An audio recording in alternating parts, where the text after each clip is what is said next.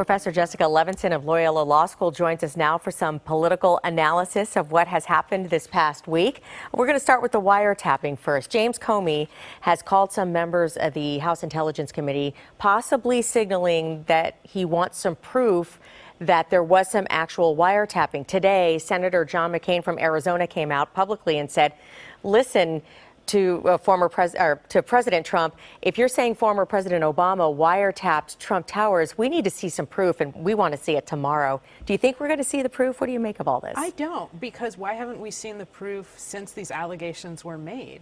And these are unsubstantiated allegations. Senator John McCain essentially said, I have no reason to believe this, and it's so easy to prove. All Donald Trump has to do is pick up the phone, call an intelligence official, and say, this is the president.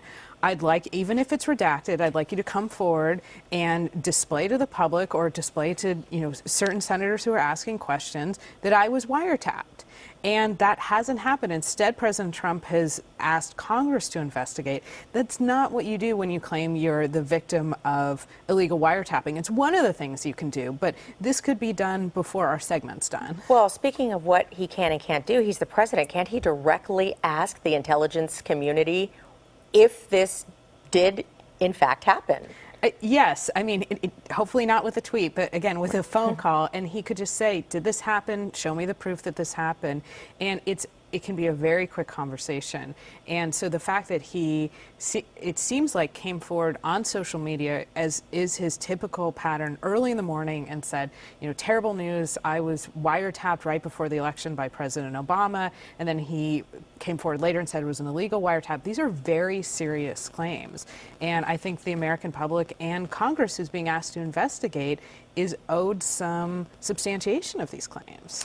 All right, moving on to health care. Tomorrow's a very critical day in the repeal and replacement of Obamacare. What's your take on the GOP rift over the current health care proposal out there? Yeah, so this is interesting. I think there's a group of people who support Paul Ryan who are saying we support this repeal and replace, that it's going to change things, it's going to change things for the better. But Paul Ryan is, and this is kind of a microcosm of something that's going to happen for at least the next 4 years. He's fighting off the conservative wing of his party who's calling this Obama light, and they're still saying it's too much government interference with our health care and with our individual choices. He's also going to have to fight off on the left the House Democrats who say this is going to they're saying the CBO tomorrow is going to say this is going to hurt a lot of people. Estimates are actually that it's mostly going to hurt the people who are the biggest portion of Trump voters, and they're saying people will lose their coverage, for other people will be more expensive. And so Paul Ryan is really getting hit on both sides, and he's in many ways really staking his political kind of future on this. So it will be interesting to see what happens in the next few weeks. All right, another big thing happening, the revised travel ban.